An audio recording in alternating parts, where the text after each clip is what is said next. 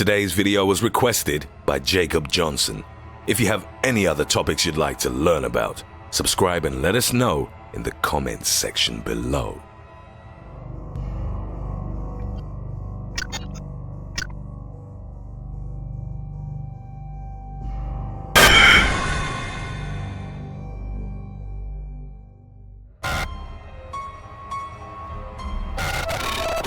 Towering over the plains of the African continent is the giraffe, the world's tallest living animal.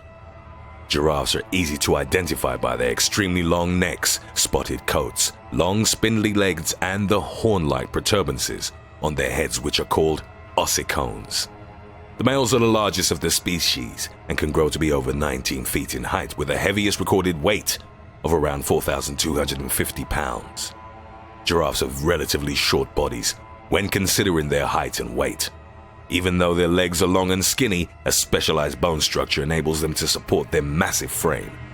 The giraffe's hump is an anchoring point for the large muscles and ligaments supporting its head and neck. Much of its towering figure consists of its neck. It offers the ruminant an advantage when it comes to feeding, enabling it to reach leaves that other animals can't.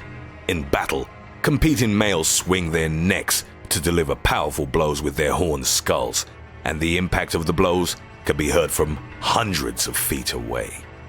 The giraffe's fascinating appearance has long served as inspiration for folktales, books, films, and artwork, most notably in the paintings of Salvador Dali. Number 4. David and Sam Menteer. In 2015, Calabasas couple David and Sam Menteer were visiting Africa and staying at the Royal Livingston Hotel near Victoria Falls in Zambia. After walking with lions at a rescue reserve, the couple returned to the resort and went for a swim. As they were heading back to their room, they realized they'd forgotten the key at the pool.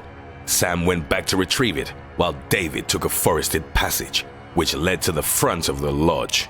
There he saw a 17-foot male giraffe feeding on the leaves, with 3 females nearby.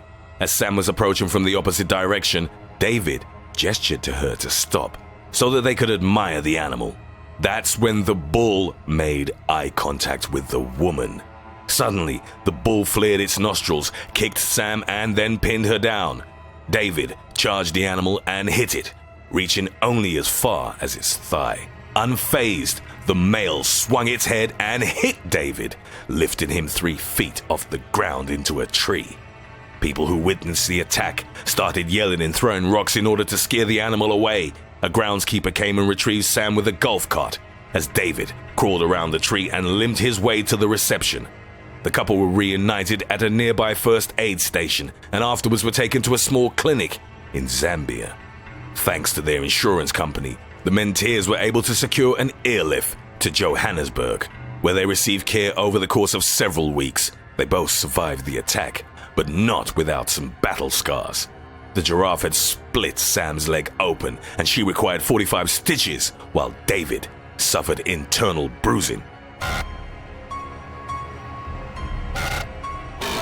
Experts currently recognize 1 giraffe species, with 9 subspecies scattered throughout the African continent, from Chad in the north to South Africa in the south, and from Niger in the west to Somalia in the east.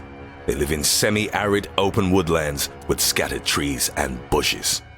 There are roughly 90,000 giraffes in the wild and approximately 1,150 in captivity.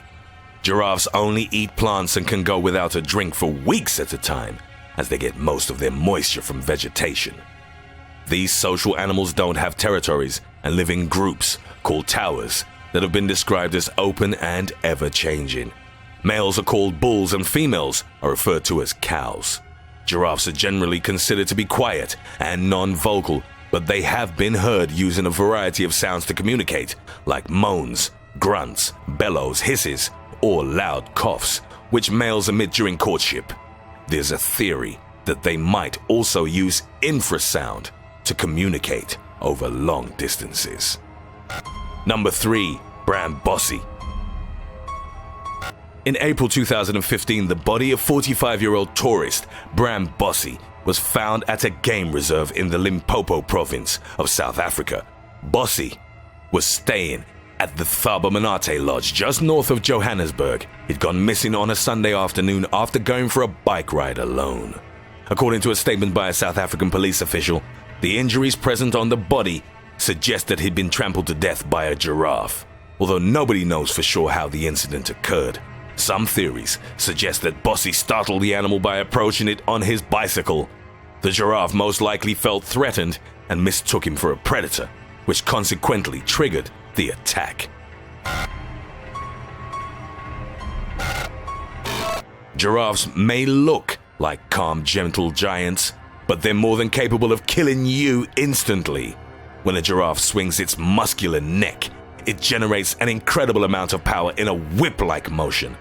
The receiving end of that whip features a thick, horned skull that can break bones and critically damage internal organs. Sustaining such a strike from a giraffe is comparable to be hit by a wrecking ball or a giant flail, and for a human being, the consequences can be fatal. There are cases of people being hit and thrown several feet in the air. In addition, giraffes have massive, sharp hooves that they can use to trample their victims to death. A kick from a giraffe is surprisingly quick and may be deadly if the strike is to the chest or the head. Their long legs also enable giraffes to be very fast. In short bursts, giraffes can reach speeds of around 35 miles per hour, meaning that they can outrun humans, which is why they should be given a wide berth. Number 2. Merrick Engelbrecht. In May 2010, a woman was fatally injured by a giraffe while walking her dogs on a game farm in South Africa's Limpopo province. 25-year-old Merrick Engelbrecht was walking with her 2 German short-haired pointers when one of the dogs started running towards the giraffe. Afraid that her dog might get injured, Engelbrecht went after it. According to a police spokesman, that's when the giraffe got startled and became agitated. It was also reportedly protecting its calf that had been walking nearby. When Engelbrecht approached the animal, it kicked out sharply. The impact was devastating and the young woman was killed instantly. The first clue that something had gone wrong came when one of the dogs returned to the lodge without its owner, and the lead still attached to it. Engelbrecht's family was at the farm to celebrate her mother's 50th birthday. Coincidentally, the date would have also marked the young woman's first wedding anniversary. Giraffes are generally peaceful animals that don't typically attack people. There are places in the world like the Giraffe Center in Nairobi, Kenya, where tourists can take guided walks alongside these remarkable animals. Yet it's worth remembering that they won't hesitate to attack you if they feel threatened. Aside from only interacting with them in the presence of a trainer, you should avoid making sudden moves. Try to be calm and as quiet as possible. Giraffes have good color vision, so bright hues on your clothing may upset them. If you want to take pictures, make sure to disable the flash, as this can startle them into sudden violence. Number 1. Carlos Carvalho. In May 2018, award-winning filmmaker Carlos Carvalho was killed by a giraffe bull at a safari park in South Africa. At the time, 47-year-old Carvalho was filming for the popular ITV series Wild at Heart. According to park officials, Carvalho approached Gerald the giraffe to get close-ups, even though he'd been instructed to keep a safe distance. Moments before the attack took place, Driekus van der Meer, Carvalho's colleague, captured a final photograph of him as he worked on rigging. As Carvalho was looking through the camera's eyepiece, the giraffe spread its legs and swung its neck at him. It delivered a critical headbutt to the filmmaker's skull that sent him flying 16 feet through the air. Van der Meer witnessed the incident and later told a media outlet, "I could see he was unconscious. There was blood coming out of his eyes and ears, so I knew he had severe head trauma." The paramedics were called and Carvalho was airlifted to hospital. Unfortunately, he never recovered from the severity of his injuries and was later pronounced dead. Park officials stated that Gerald wouldn't be put down, as they felt he'd done nothing wrong. Several days after the incident, Dina Carvalho, the filmmaker's widow, returned to the spot where her husband had been killed. She wanted to confront the animal and later told a media outlet, "The whole time we paced, Gerald never took his eyes off me.